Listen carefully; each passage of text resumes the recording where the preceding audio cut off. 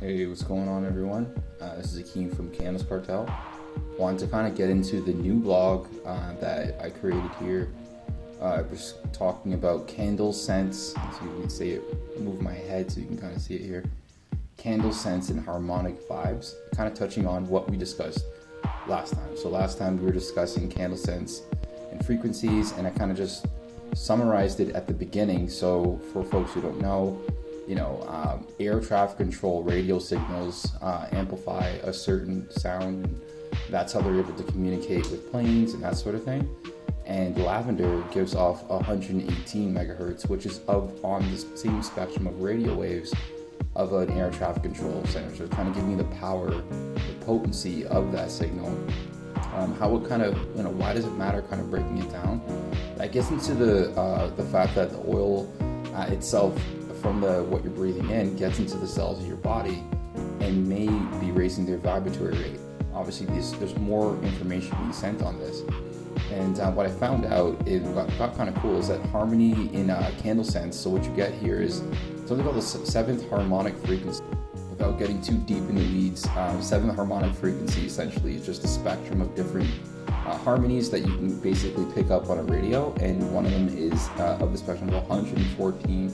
Kind of see it there. And candles like lavender, what have you, they contain that same essential oil and therefore have that same potency ability to give that off. Now, what got super interesting from last time we were speaking about this is that we charge during the daytime. We give off a frequency of 62 to 68 megahertz, as you can see there.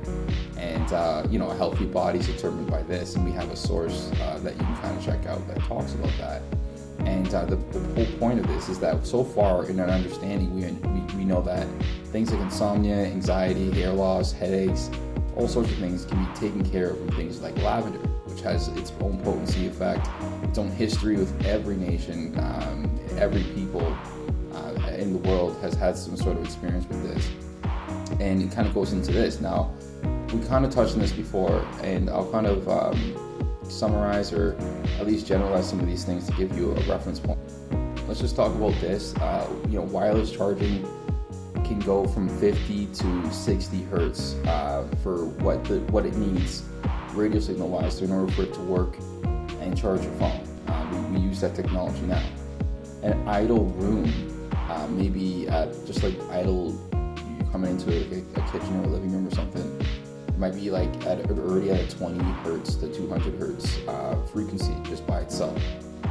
Now, we know about Nikola Tesla and how he talked about wireless energy back in 1919, which makes me chuckle because, we've known about this technology for such a long time, but yet, it was restricted until basically recently, guys, like within the last, like to say 30 or 40 years into public consumption. What we don't really talk about, and this is kind of touching on what I briefly talked about in the last video, it kind of goes into cymatics and the church itself, not necessarily the religion, but the structures themselves, and how you can kind of see that they were built at certain times, and they exhibit these patterns that we see if we were to take a salt and turn up a resonance vibratory rate on a plate with 60 hertz or 70 hertz. It would display a certain, visual effect that is similar to what you see on churches and stuff.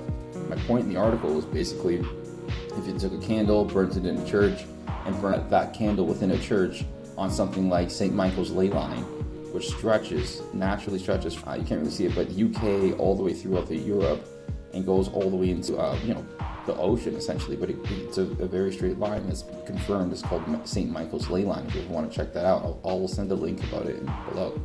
Question being, did they know about this in the past? What we know so far, we take guys like Healthline, really accredited folks, they talk about essentially what is vibrational energy. This is an article from 2020, and you can kind of see them go into and hear about them going into what they think and what they know so far, how they've kind of scaled it out. These are very smart folks with all the tools, all the research budget you can possibly think of, and they're creating these articles talking about vibrational energies going back a couple of years to get past things like anger, despair, fear, which is usually at a lower vibrational rate. They have researchers from PubMed Central, which is a very prominent organization, discussing this as well. So this is definitely a new frontier for, I guess, the health sciences and such. And I'm asking here, is it new frontier in our whole history of being us in our society? I'm not exactly sure, but again, what we know so far about lavender is that it can heal all sorts of things. I can't even get into, I don't even know if this is the beginning of the article at the end. I've been reading it like crazy. It is definitely used in all sorts of salves and soaps and creams and lotions. It's obviously very popular. The scent itself, as we were kind of discussing, has a radio frequency, and I'll kind of show you Nikola Tesla here for a second.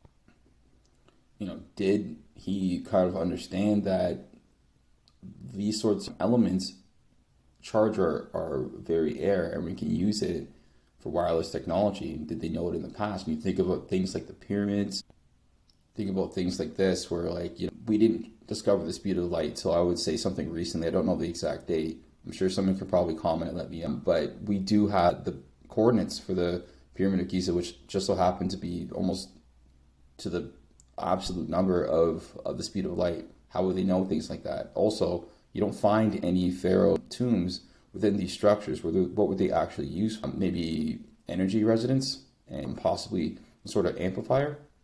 Who knows? We also know that the Egyptians, or the Cymatics as they're called in different communities, also used candles. So we know that that's a thing as well. And this isn't just exclusive to Egypt, Kemet, however you want to call it. This Mizraim, however you want to discuss it, is also in a bunch of ancient European cultures, a bunch of ancient Indian cultures, a bunch of ancient Chinese cultures. Everybody's culture has some sort of use of these and the sense they have. We even, kind of touching on it, we even talked about, we talked about radio frequencies and such, but we haven't really discussed even portals and stuff like that. Like back in the day, if somebody wants to do a chant or wanted to draw something in, they usually use candles to do that. Why is my question? That's why I'm posing here. Is it just simply, the structures that were also there? There's guys who are really good at talking about, Michelle Gibson's awesome at talking about sacred geometry. All three of the parts I've watched as well. It's, you're interested in this sort of talk, check him out. He's like a professional when it comes to talking about this. He's probably one of the first guys I saw talking about this theory as to what buildings and such could have been used for, and the history toward the forgotten history, if you will. Very, very good at that narration if you're interested in. I guess My Electric also brings up a lunch song. But no, his actual channel is awesome, and some of the videos there are really, really cool to watch. His episodes are awesome as well. Check out that narrative, man, if you're really interested in what I'm saying.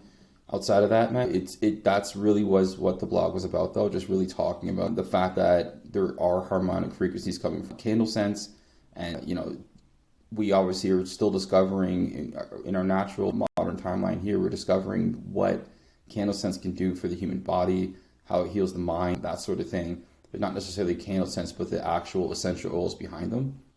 Using them in candles just helps with aromatherapy, but the actual scent itself and the effect of it. That's what we're finding out now.